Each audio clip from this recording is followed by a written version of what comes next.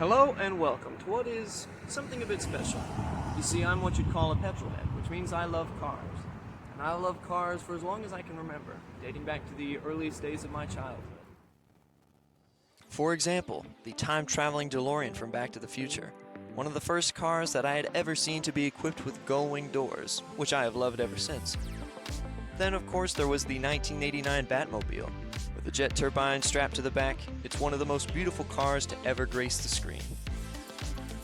And of course, you can't leave out Chitty Chitty Bang Bang, a true classic full of life, vibrancy, and a car capable of flight itself. And of course, there's the main character from Cars, Lightning McQueen. Definitely a staple of my early childhood. Then later on, there was the Gadget Mobile, a car equipped with just as many gadgets and gizmos as its owner. Then we come to what is in my eyes the king of them all, the Mach 5, driven by Speed Racer himself. Those were the cars that dominated my childhood, but now I've grown up, and along the way I've discovered a little program called Top Gear.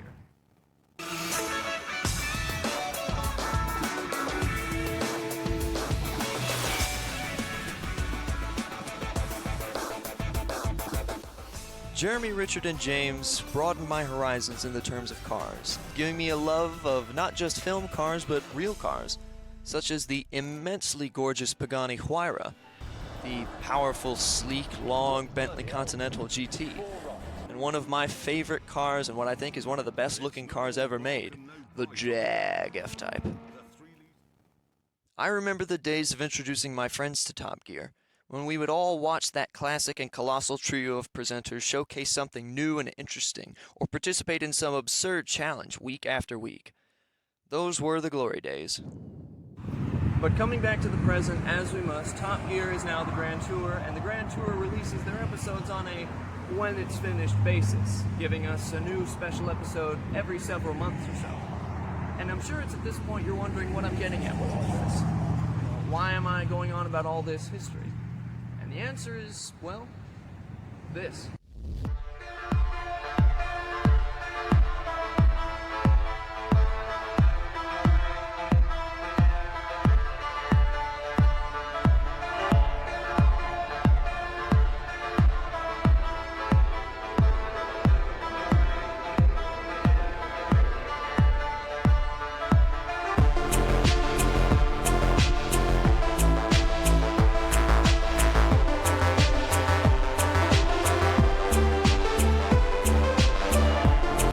Behold the Zacmobile. This car and I have shared countless memories over all the years of drives and trips we've had together. But now she's in her winter years and it's nearly time for us to part ways. And I've thought of different ways over the years, even from the beginning, of how I wanted to immortalize this car for me. Because I knew I wanted to keep it, hold on to a piece of it. I thought of actually doing so, keeping the front emblem for myself, to have a physical piece of my very first car. But then the other night I got an idea. A pretty good one. And that's why I'm here, to write a love letter, not just to this car, but also to possibly the three greatest presenters in the history of television.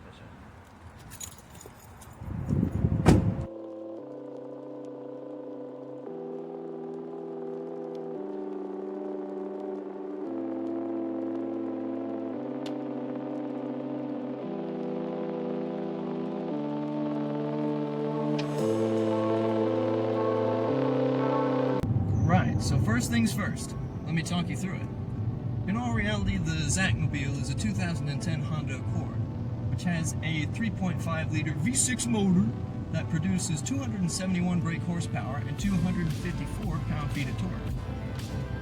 Or it's another engine which produces slightly less than that, which I've had a hell of a time trying to discern from this model because it has some interesting features, some off of the more EXL luxury model, and some off of the standard model. And I haven't really been able to tell which one this is. Top of the line items include these 18-inch aluminum alloy wheels, which are 1 inch larger than standard. The chrome trim around the auto up and down driver and passenger windows. However, this car is missing other features, such as the one-touch sunroof, the lower fog lights, and the matching chrome-colored door handles.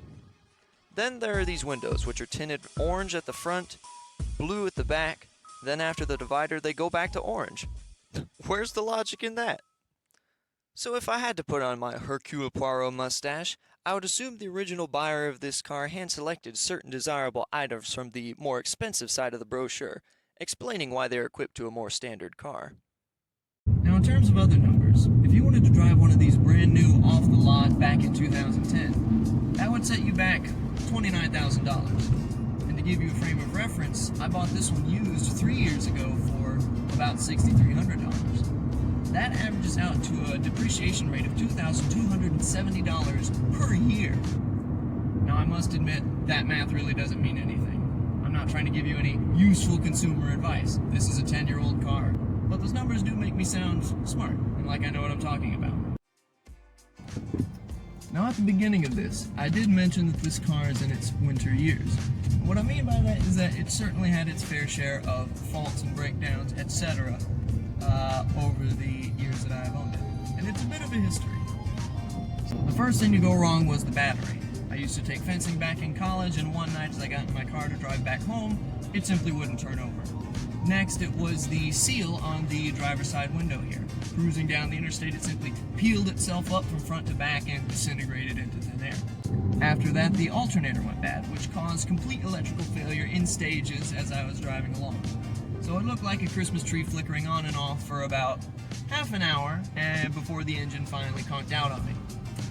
The reason the alternator went bad, I figured out, was because the power steering pump was leaking fluid, which then leaked down into the alternator, which then got into the alternator belt, which the belt then slung around all over the engine bay, which has caused a host of other problems, major to minor in severity.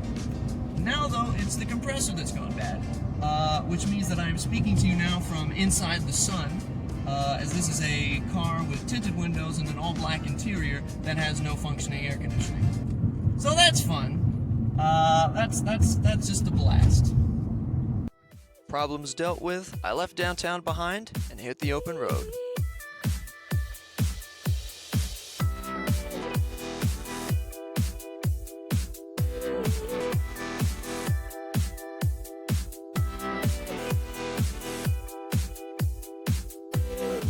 Despite all the problems with this car, every moment spent in it has been an absolute joy. Driving for me, as I'm sure it is for many of you, is like therapy. I find it challenging to think of anything better than just cruising down the road, music blaring loud in this car by myself. It doesn't get better than that. It's the act of driving, it's the feeling of doing so. The road under the tires, the feeling of the pedal under my foot. Now that's heaven. And this car and I have done that again and again and again. But even though this cab has been empty, I haven't taken any of those drives alone. Not once. Not ever. And I wouldn't want to. This car, over the years, has become much more than it was ever meant to be. I say meant because it's a 10-year-old car. Meant to drive you to college and back. Meant to run around town. Not meant to last a long time. And yet, here I am 3 years later, sad to see it go. Yes, it's had its fair share of faults and problems. Yes, things haven't been perfect. But that really doesn't matter, does it? Because people aren't perfect. And cars are often like people. I know this one is. Just to give you an example, this is a very jealous car. After I started dating my most recent girlfriend, that's when the compressor broke. Now, that might look like coincidence to you, but I'm not convinced. Not one bit. Now, I know I'm not covering any new ground with this. I know I'm just adding to a sea of voices that think the same as I do. But I think that's okay.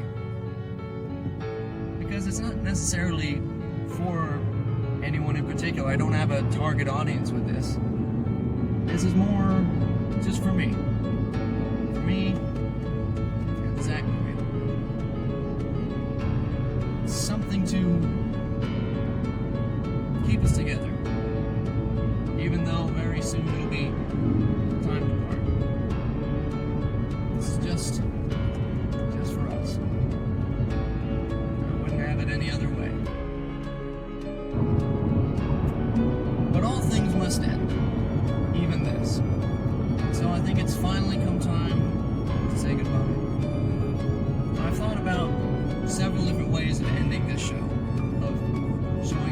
slideshow of all the pictures and videos that I've taken with this thing, or having it parked somewhere and I dramatically walk away at the end of shot, but I think the best way is this, right here.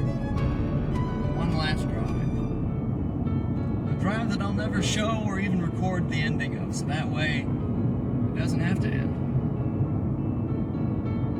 So at the end of this video, even though the video is over, it ends with us driving off into the sunset.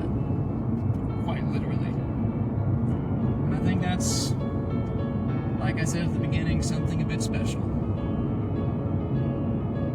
Goodbye, old friend.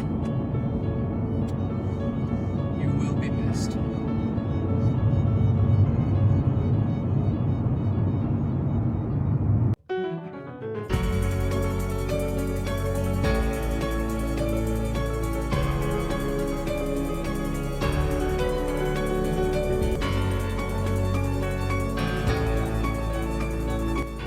Despite everything that's gone wrong over the years, I love this car. It is, in my eyes, as Jeremy would say, the greatest car in the world.